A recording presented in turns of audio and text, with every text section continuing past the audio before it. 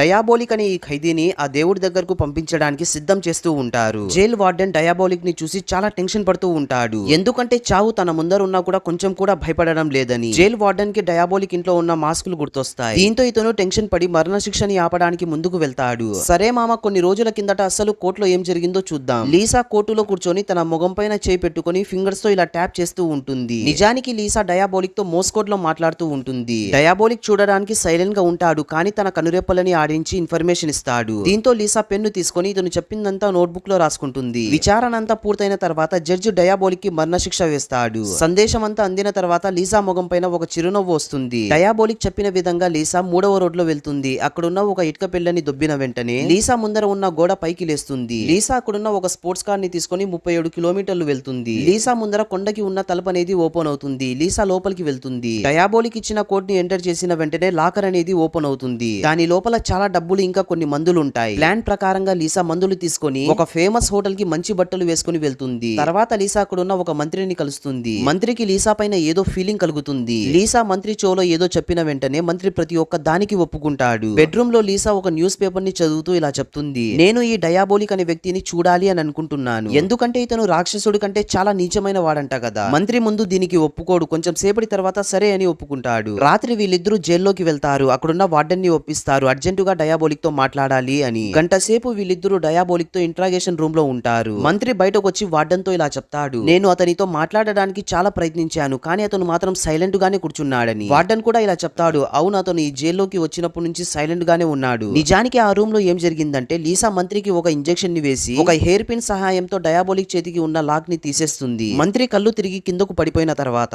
Lisa ఇతనికి మంత్రి face లాగా ఉన్న ఒక మాస్క్ ని ఇస్తుంది. ఒక అద్భుతమైన ప్లాన్. లీసా సహాయంతో డయాబోలిక్ ఇక్కడి నుంచి తప్పించుకున్నాడు.